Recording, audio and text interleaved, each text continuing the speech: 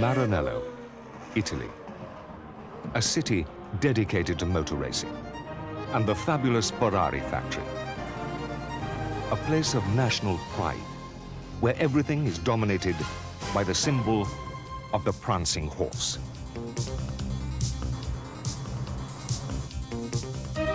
This emblem is equated with excellence and adorns some of the rarest and most beautiful automobiles of the 20th century. The prancing horse was the hallmark of a great genius, the late Enzo Ferrari.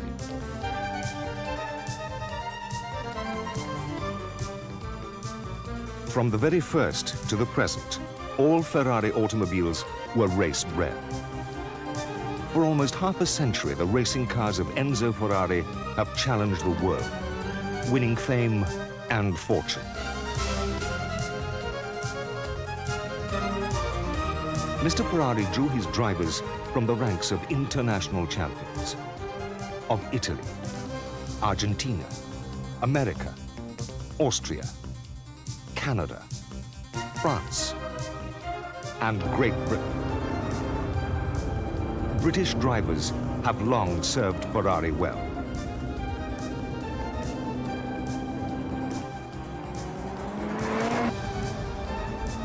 Latest to join the great Mark Ferrari is the British champion, Nigel Mansell.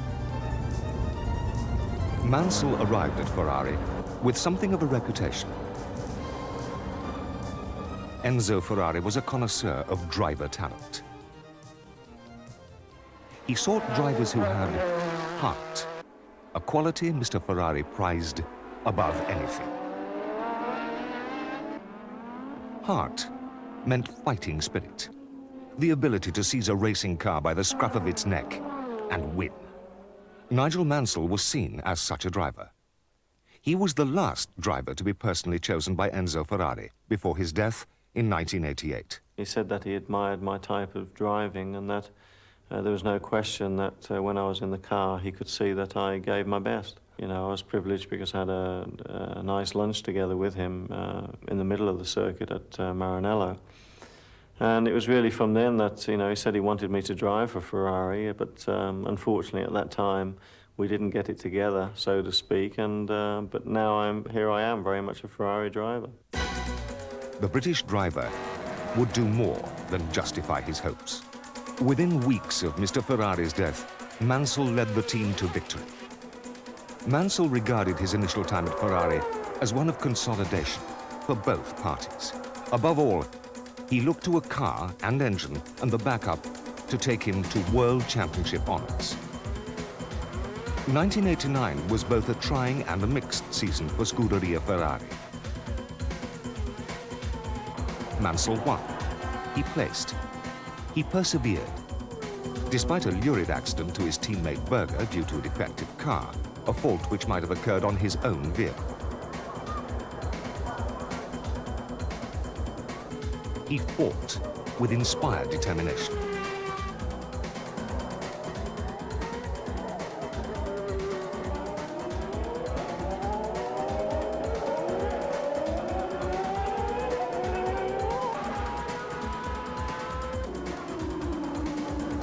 He made motoring history in a sensational duel with Brazilian ace Ayrton Senna. Demonstrations of brilliance which won him international acclaim, but not the World Championship. 1990 marked Mansell's second year with Ferrari and the renewal of his quest to become world champion. His hopes will rest in the ultra-secret racing department, where no film camera has ever been before.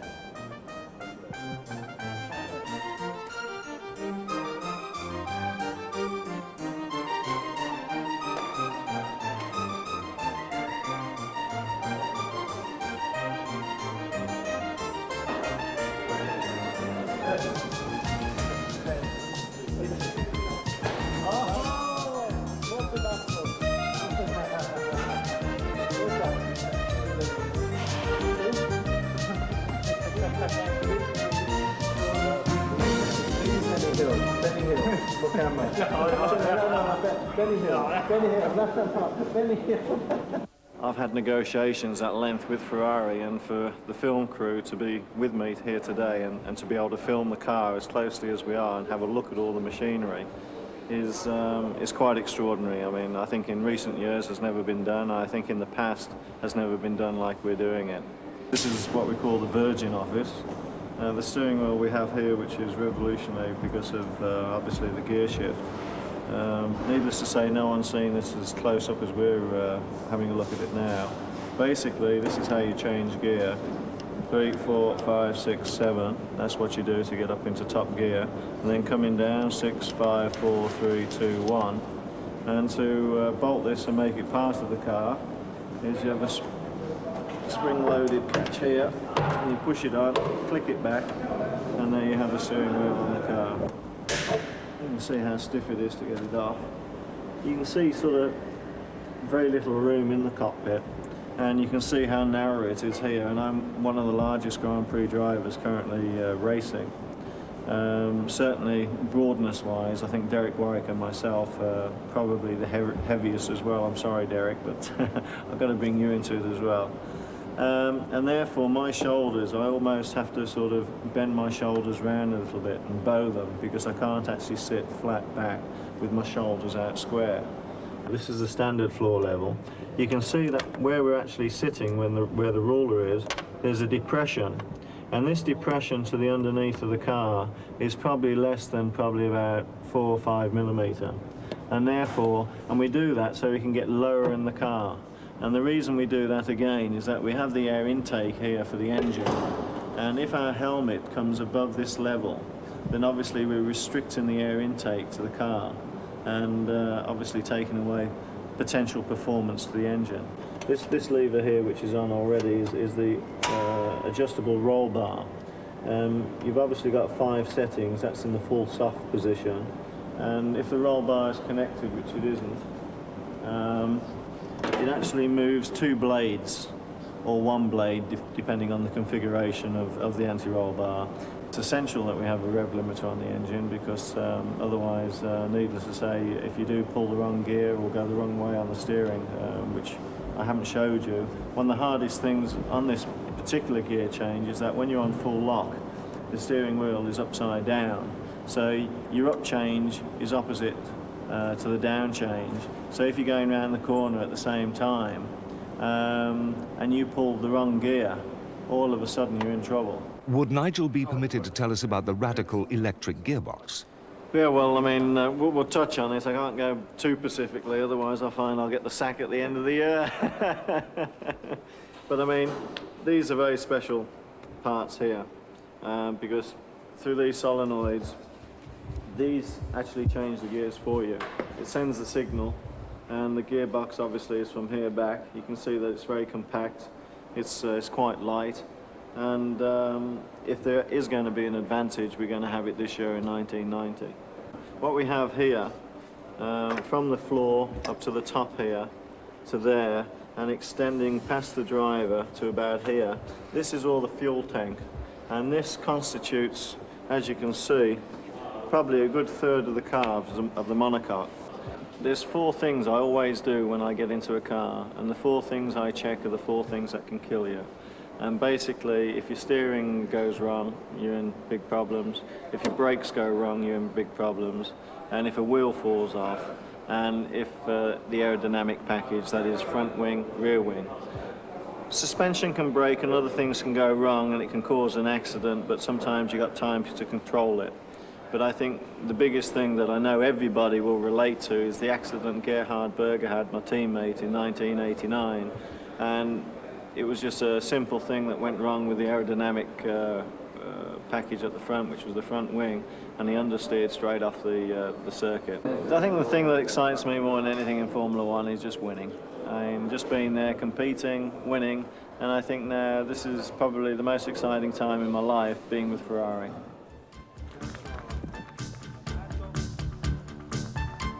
A traditional event at Ferrari is the yearly press conference, where the new contender for Grand Prix honours makes its debut.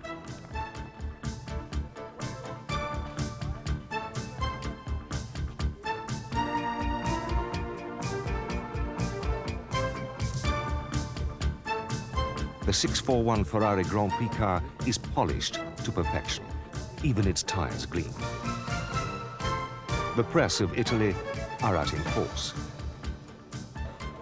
No angle of the car is unrecorded. Everyone crowds in for a better look. The drivers make their appearance. First, the world's champion, Alain Prost. Then the British champion, Nigel Mansell. Followed by Morbidelli, a cadet driver for the Ferrari team. Excitement moves to hysteria. Cameramen work themselves into a frenzy, pushing and jostling each other for the best position.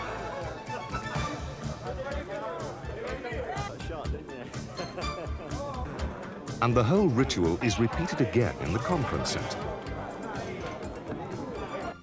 The chairman of Ferrari addresses distinguished members of the press. Explanations of the past season are given. Hopes for the new season are raised. Mansell struggles with simultaneous translation. Distinguished guests arrive late. Shortly, the satisfied press would go to lunch, while Nigel Mansell would fulfill a different appetite. At the private Ferrari test track, driving the 641 in anger for the first time, prior to extensive tests in Portugal with Prost.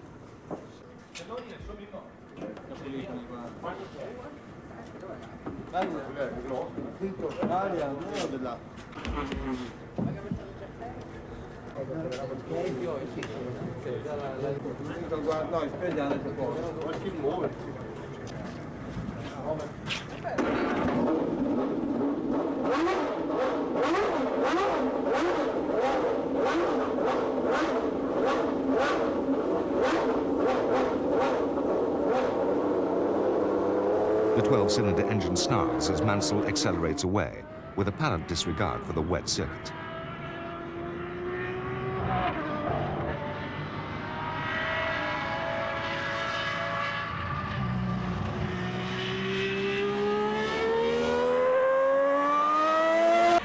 His lightning-fast gear changes sound like music in the winter air.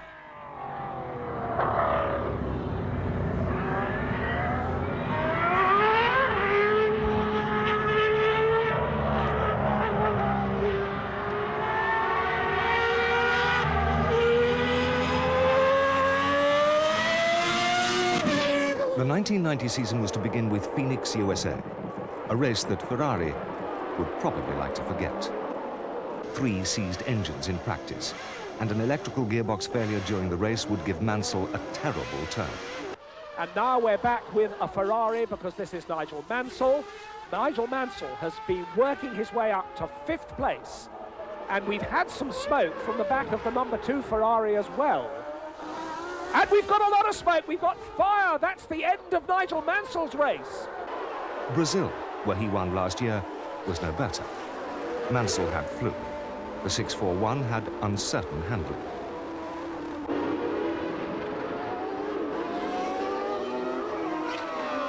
Race leader Ayrton Senna and a back marker collided, giving Alain Prost a fortunate win, his first for Ferrari. It was an emotional moment for the world champion and the Ferrari team manager, Cesare Fiorio. Imola was to prove a Mansell classic. In front of the home crowd, the car and driver were on form. Mansell was in a very strong position behind the McLarens. He closed on his ex-teammate, Berger. What follows is heart-stopping. Berger, by accident or design, runs Mansell off the track, resulting in a colossal spin by the Ferrari, twice round at 195 miles per hour. Showing exceptional car control, Mansell recovers, but vengeance was not to be, as the Ferrari engine had had enough. Another blow to Mansell. The Grand Prix of Monaco looked distinctly unpromising. If great cities of Europe qualify by charm, the Principality of Monaco has no rivals. Suave, urbane, and decidedly grand luxe, it remains a bastion of wealth and the site of the most glamorous Grand Prix in existence. Since the earliest days of the sport, the greatest drivers and machines of the day have raced on the public streets and avenues of Monte Carlo. Victory here was to win the most prestigious race of all.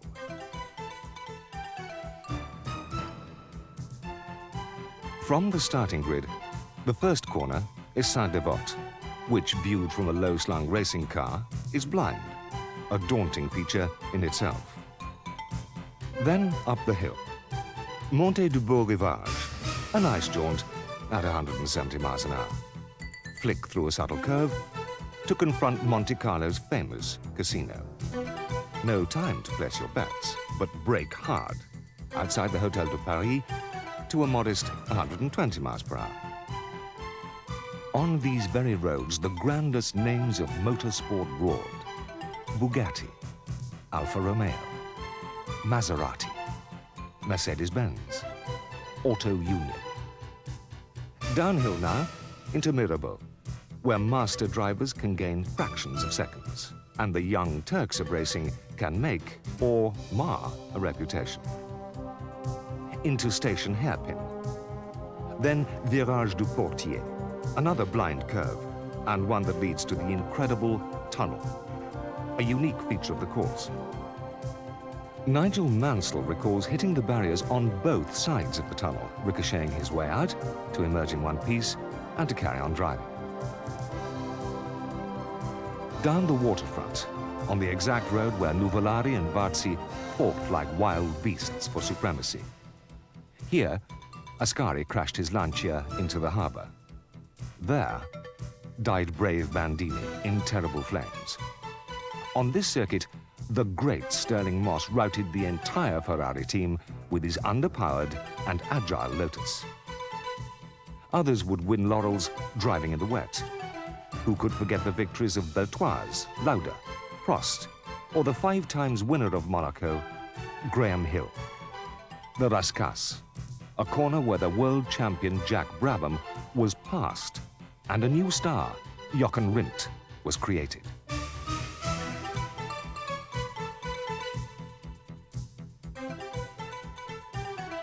Monaco is a kingmaker, beautiful, demanding, and very, very dangerous.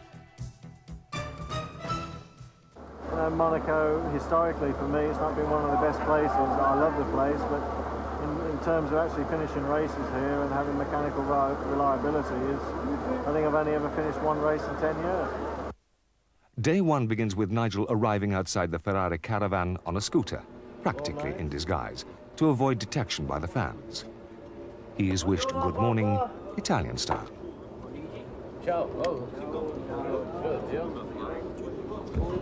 Greetings and formalities over, he sits down to a breakfast of champions. Now what we have here is we have raw grated carrot, Parmesan cheese, and just plain bread. And it looks like the rabbit's been at the bread too.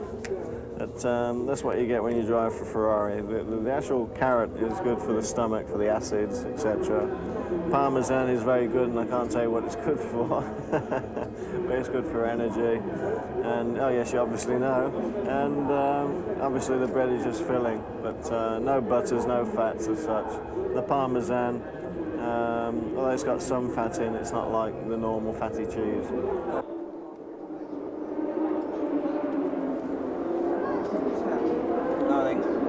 The only thing that I'm a little bit annoyed about this morning is the fact that I've been ill most of the night. I hate that. When you're not totally in command of your own body.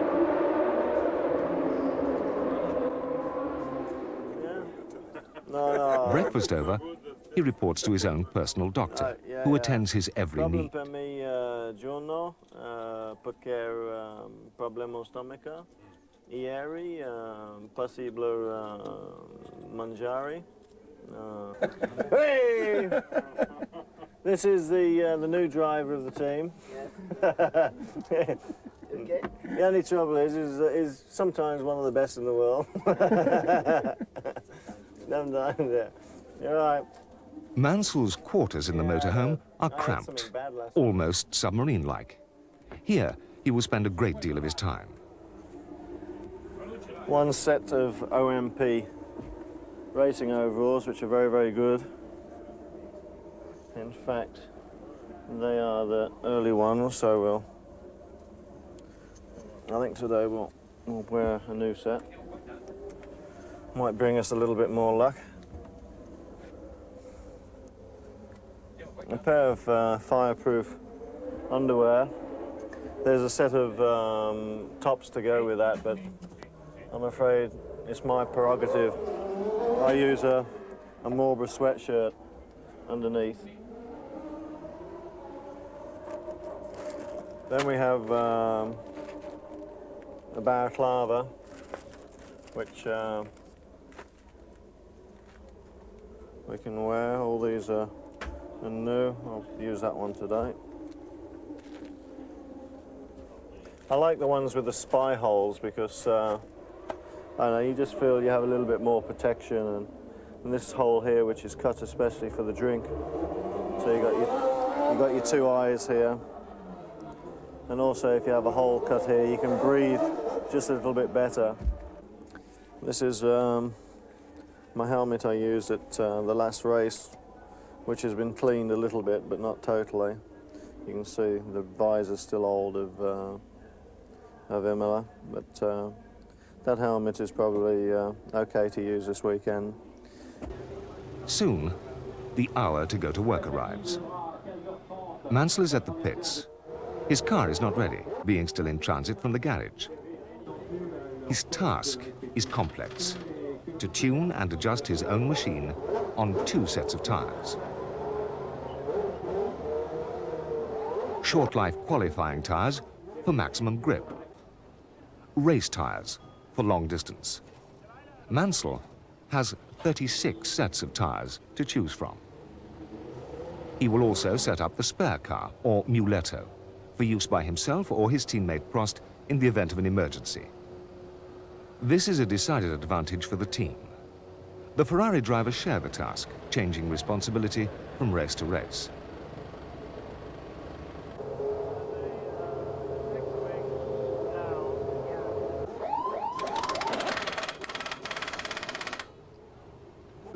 Nigel sets out to be first on the track to practice. A very strong psychological ploy. A clear track, a clear mind, and maybe he will make the pace.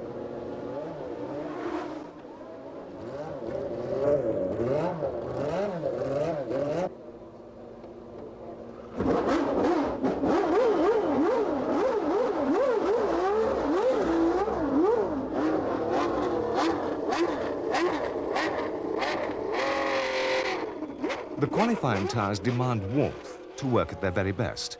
They have a very limited life, 3 laps.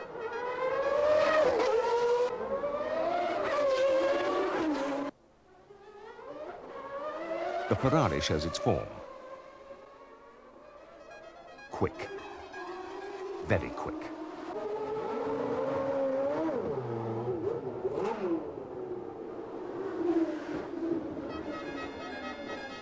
Having given the competition something to think about, he changes cars to the muletto.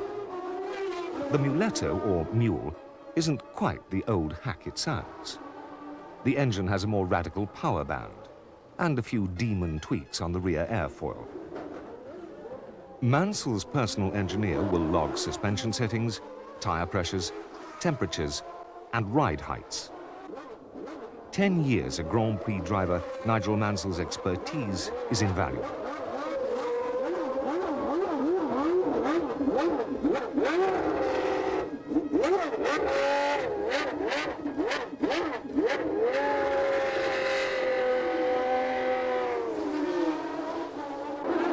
Out on the track again.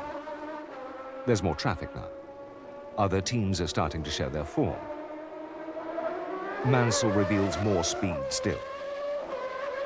Anxious eyes study the computer as the British driver starts his hunt for vital seconds. In the first hour, Mansell is fastest. In again. Hopes are raised for Scuderia Ferrari. But another presence on the track has everyone's attention. Ayrton Senna. The Brazilian driver, Mansell's arch rival, betters the Ferrari times. as does his teammate Berger. They in turn fall to Jean Alesi, the Tyrrell driver whose car and Pirelli tyres are well matched. Mansell is set to reply, only to have a near disaster. The electronic gearbox locks up at Casino, causing him to slide over a curb and break his front wing. This is a recurrent failure of last season, supposedly cured. Then he remembers Phoenix. His confidence fades.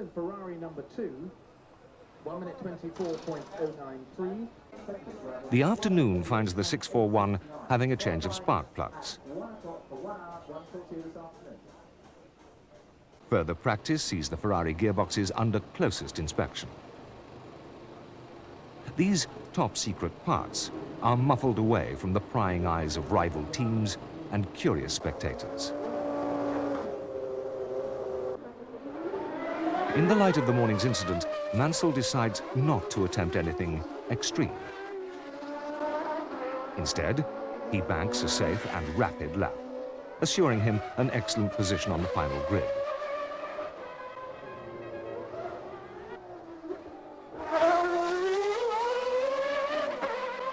Perhaps he intends to save the fireworks for race day.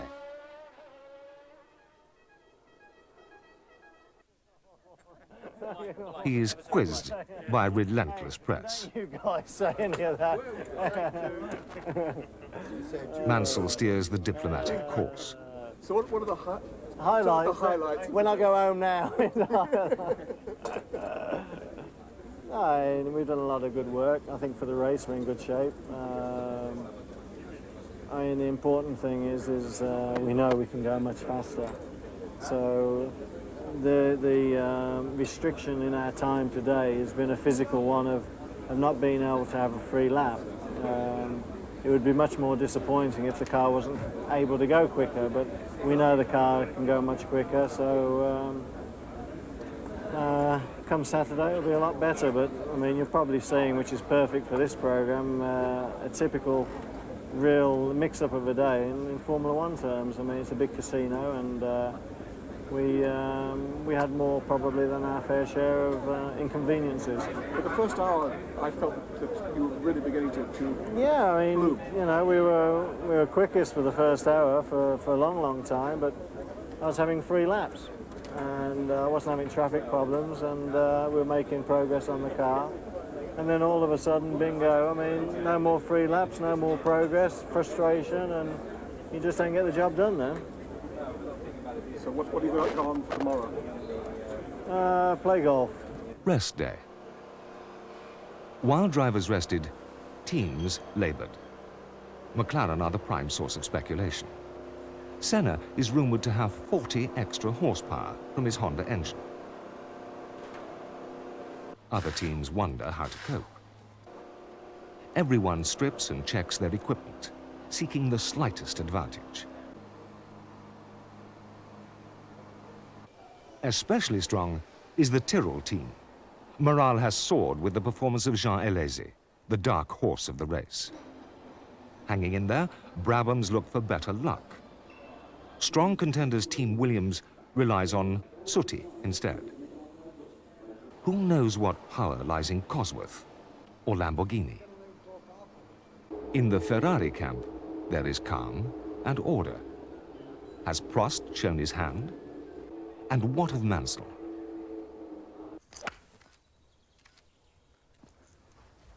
Well, man, this is what it's all about. There's no phones, no people. You can relax. I was going to say we'll have a pen and then he falls over. I saw your face and I thought, is he going to warn him? And I thought, no, and I thought, stop it, I'm not going to warn him. All right, let's see if we can do a decent shot. Well, it got out. That was about it. Early days yet, man. Early days yet. It's a decent one. Show you a trick I did in Japan a couple of years back with the managing director of cannon. And he was not impressed with me at all. That's probably you guys are finding out fast.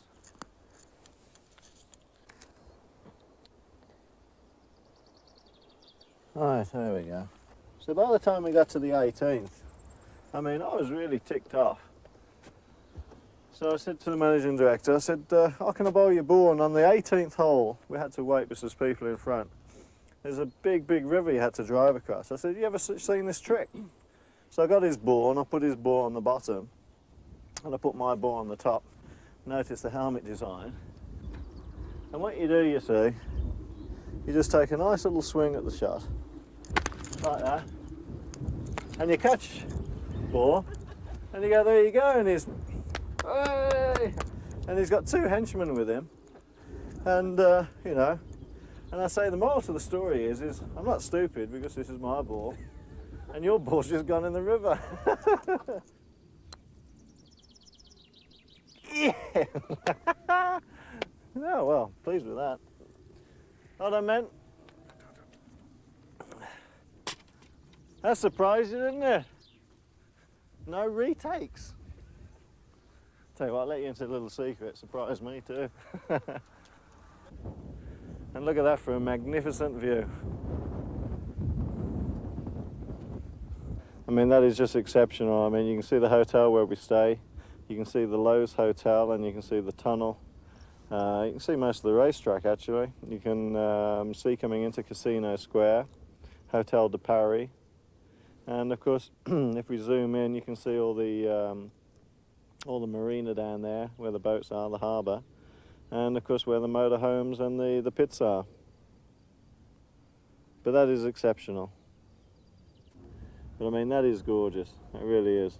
And the swimming pool area down there, the actual area just down there, if you can zoom in right down to the beach, you could probably even see my family, because they're on that swimming pool just down there, the round one. I think the marvellous thing is when you're up here on a day like today and in between practices, I mean obviously yesterday and qualifying again tomorrow, is that it's all a little bit unreal. Because, I mean, looking down here and playing golf, nothing really matters. It's very, very calm and quiet, there's no noise. I mean, look at the different things that are going on. You can really appreciate a lot of life in the world.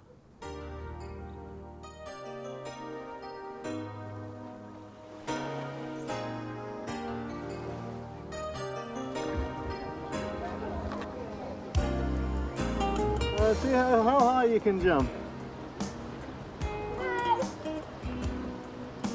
You ready? Are you ready? Are you ready? Ready? Ready? Go!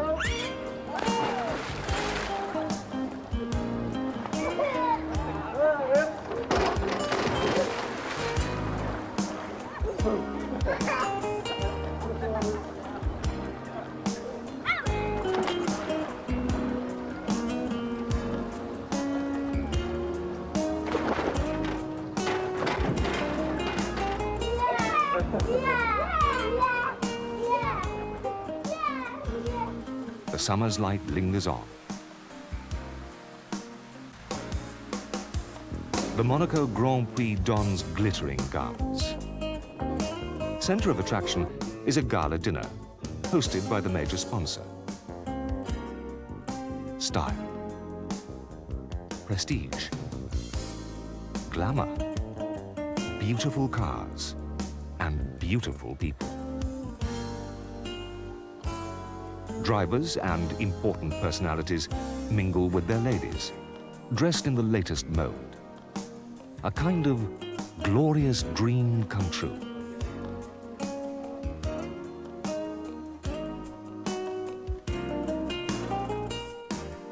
The Mansells are on show, taking it all in their stride. I don't know.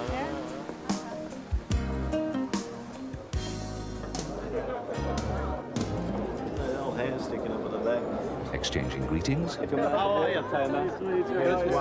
Nice to meet you. Meet my wife, Mary Lou. Hi, how are you? My wife is Anne. How you doing? Making pleasantries. becoming part of the dazzling parade. Very nice. Solitary Senna appears, like a lone wolf. For a few seconds, he and his teammate Berger stand together, and then apart. Tension exists between the McLaren drivers. Team managers and all their drivers are presented on stage. Few of them would stay to eat the four-course dinner. Practice was just hours away.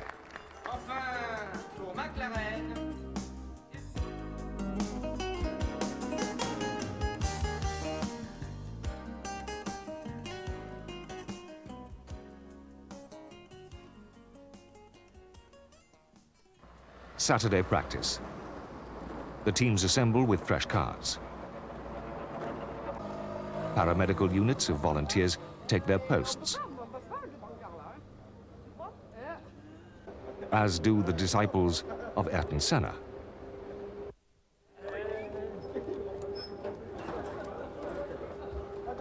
A determined Nigel Mansell leaves his motorhome to go to the pits. A journey as perilous as the race to come.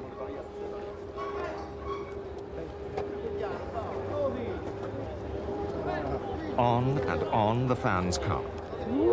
There seems to be no end to them.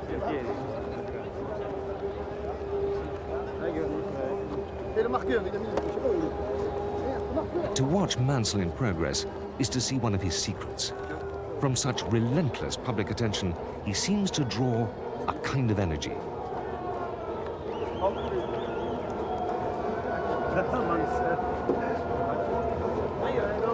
Charging himself to full power for the task ahead.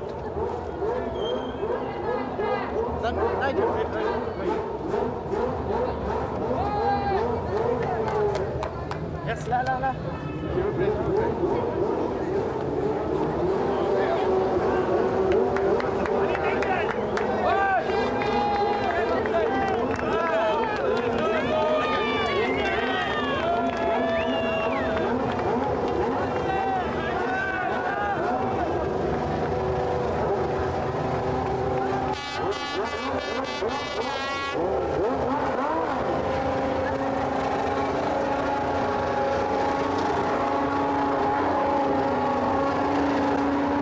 Waiting and ready are Mansell's mechanics, warming up the engine,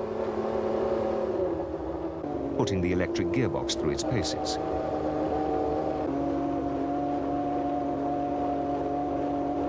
The press gape. That's good information, thanks.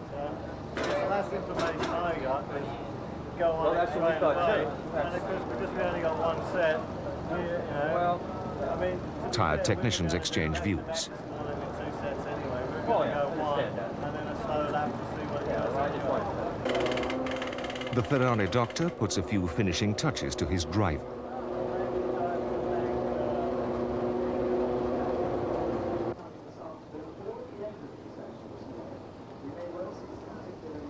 Mansell exudes determination. He and Alain Prost are to mount a major attack on the opposition.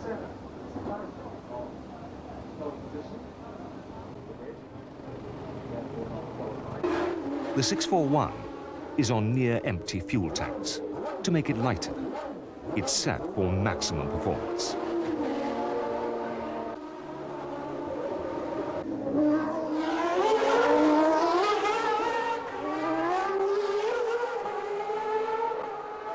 Until the dying minutes of the session, they will rule the roost.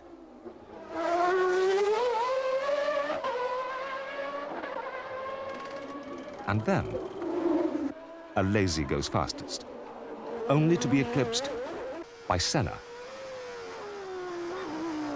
A searing lap, 1 minute and 21 seconds.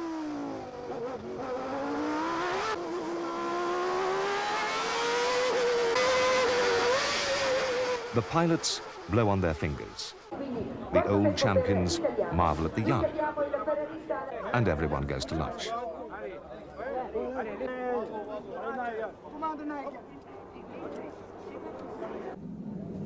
The Ferrari mechanics eat pasta and drink Lambrusco.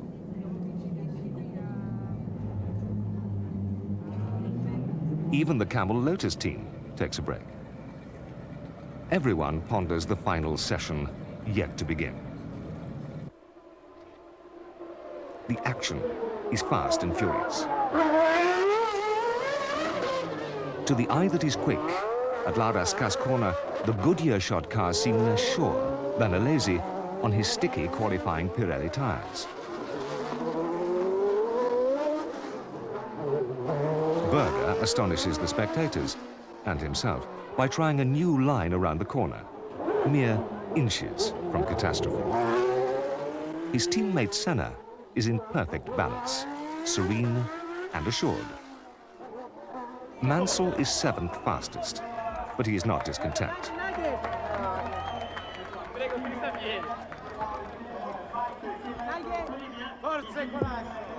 Does he foresee something others don't?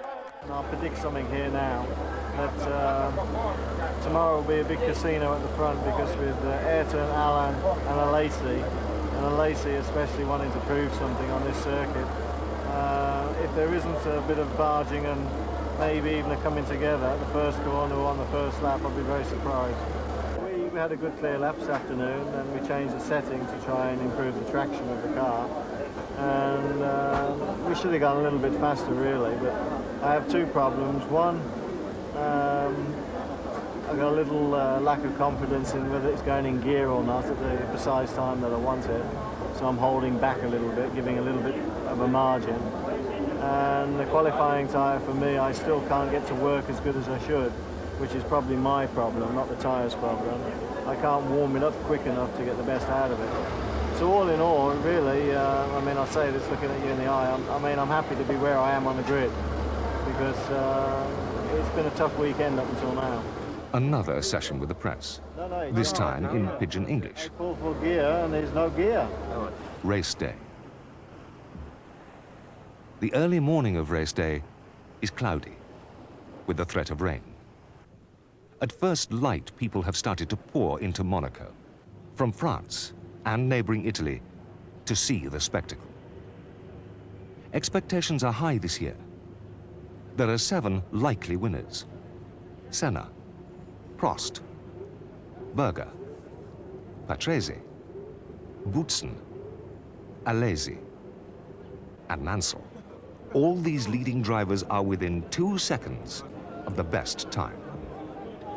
Anything can happen, and probably will. The pits are strangely still. Everything seems to be waiting in anticipation. Dominant are the stacks of tires, mute contestants in Grand Prix wars.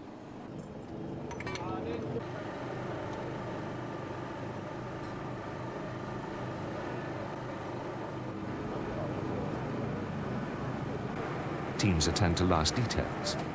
Not yet. Some practice tire changing drills. Others marvel at the gathering crowd, or take up their positions for the race. And all the while, the tension, slowly and inexorably, begins to mount. I'm full tank with this setting. What is the rear right eye? Maybe on the T-car, then try the setting yesterday, Eric.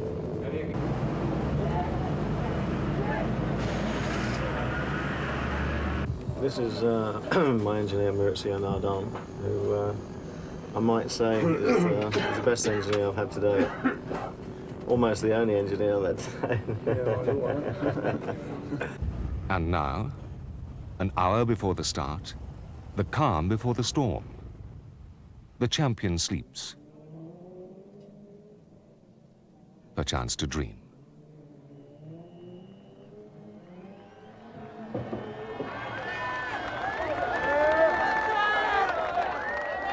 The entry of the gladiators. Polite applause for Prost. Thunderous acclaim for Mansell.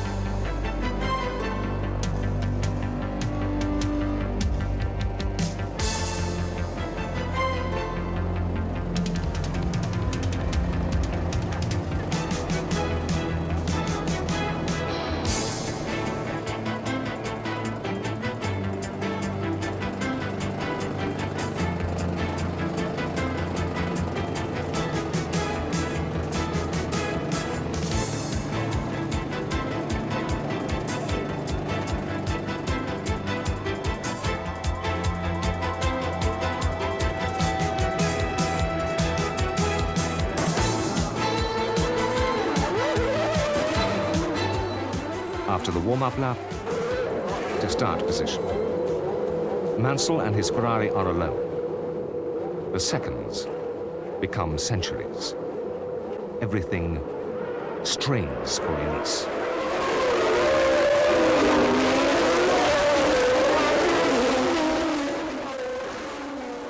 Up to Casino, past the Hotel de Paris. Gerhard Berger is impetuous. Too soon, he collides with Prost.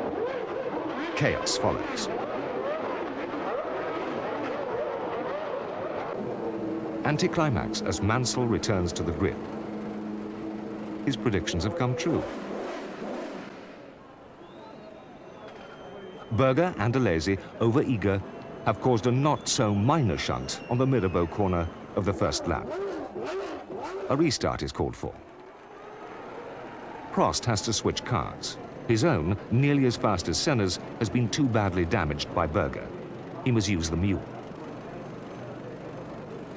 Nigel is briefed as to the accident. He entertains us with his version.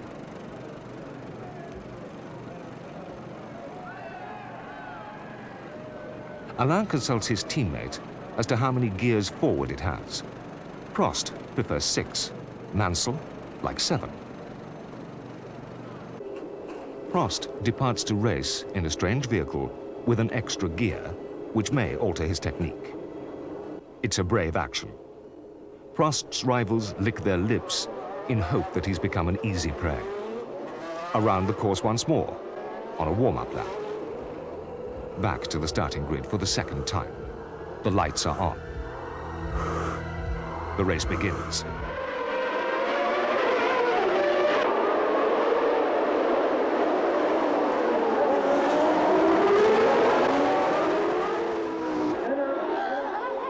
Senna leads the pack. Prost tentative with the new Ferrari. McLaren and Ferrari separated by 2 seconds. Berger pushes hard.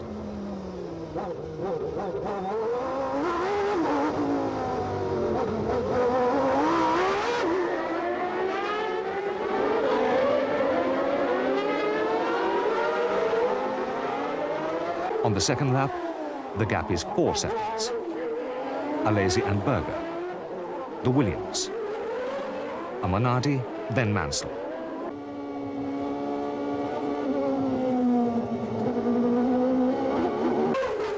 Mansell closes on Williams driver Boutsen. Senna leads Prost by 8 seconds. Lap 15. Mansell attacks Boutsen, the Belgian giving no ground.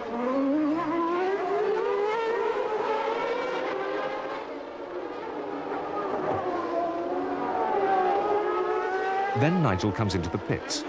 His nose cone is broken from contact with Boutsen's rear wheels. Repairs and a change of tires is called for.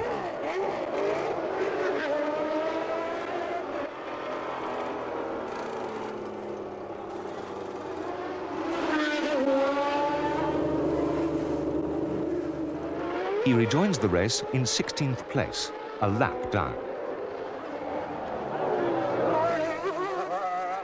Prost into the pits.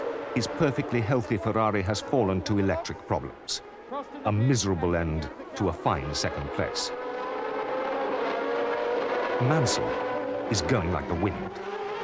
He catches Boutsen up once more. He hounds the Belgian driver.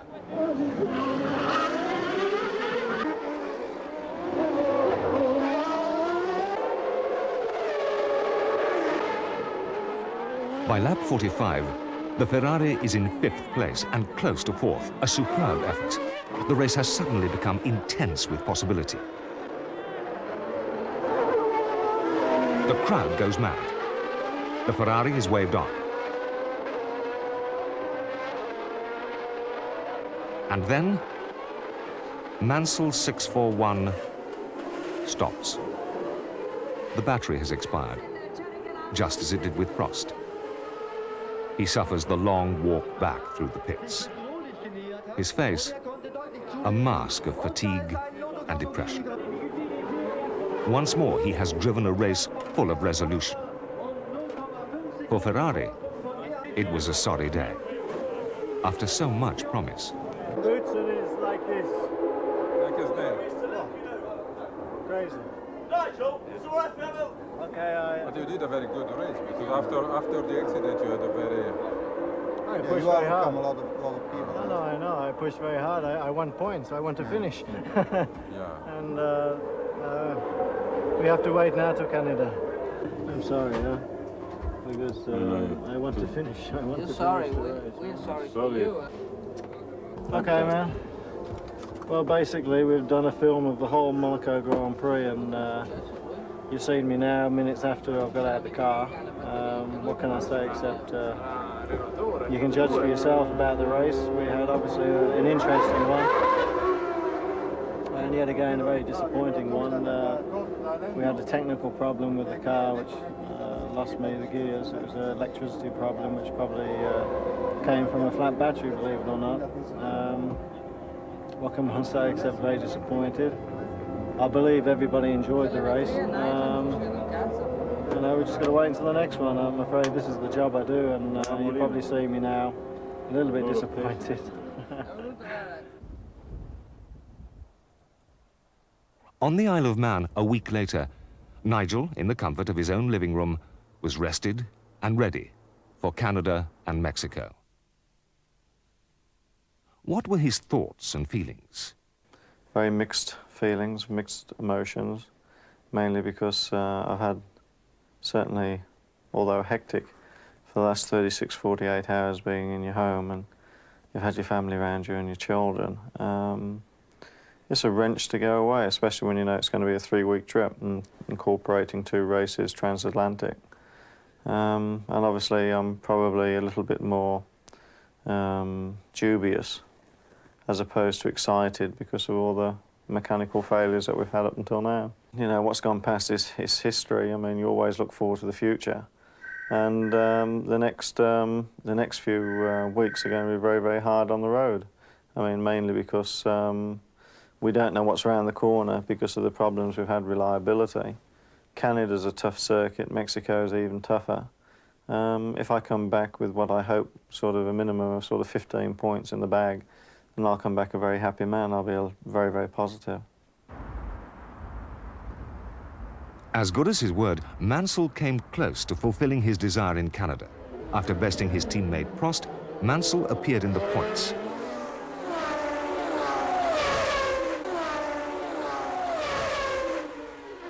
A fine 3rd place. He even managed a handshake with his rivals Piquet and Senna. How would he do in Mexico? The answer would be, quite nicely, thank you. Mexico would prove a brilliant spectacle of Grand Prix racing, a drama where all the elite drivers would star and the outcome would be continually in doubt. For the opening laps, the McLarens made the pace. Senna in his favorite position, out front, Berger behind, watching his flank.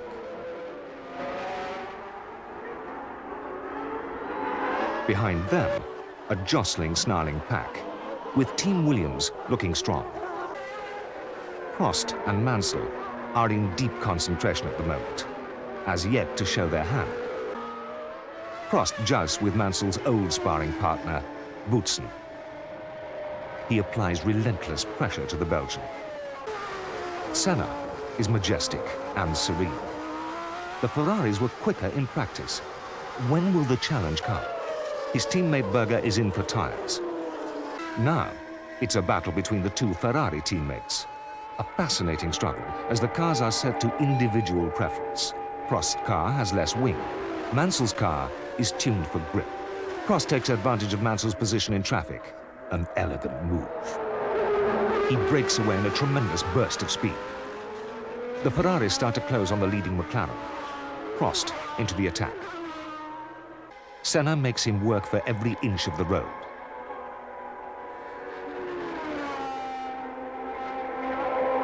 Prost comes to overtake, but not without a battle.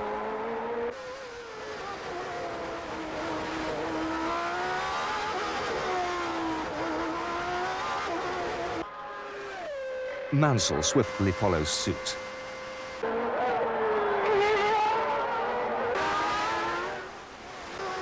Senna's right rear tyre collapses from a slow leak. His race is run. While closing on Prost, Nigel spins on a dirty track. To rejoin the race, unaware that Gerhard Berger has closed within range. Nigel Mansell is now in his sights. Berger covets Mansell's second place. He locks up his brakes in a kamikaze move to pass at all costs. In doing so, he brings the wrath of Nigel upon him. A look in the mirror. He knows he must escape. To take liberties with Mansell is just not done. Berger must pull out all the stops to get cleanly away. Mansell's car seems to have found 40 horsepower. Despite worn tires, he clings to the McLaren with terrible purpose, applying pressure to Gerhard Berger on the left, on the right. The view in Berger's mirrors is the blood red of the Ferrari.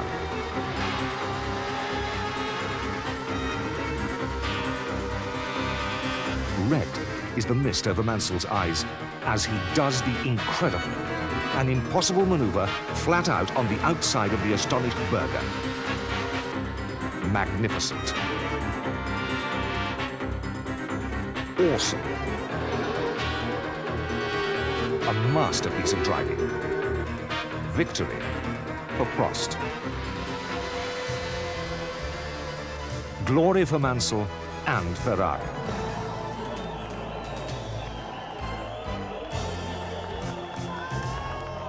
Scuderia Ferrari, first and second.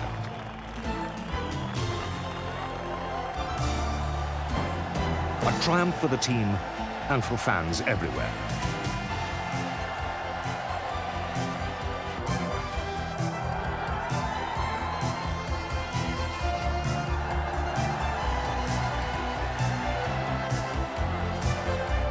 No matter how fortune and fate would treat Nigel Mansell, his greatest drives with Ferrari will long be remembered.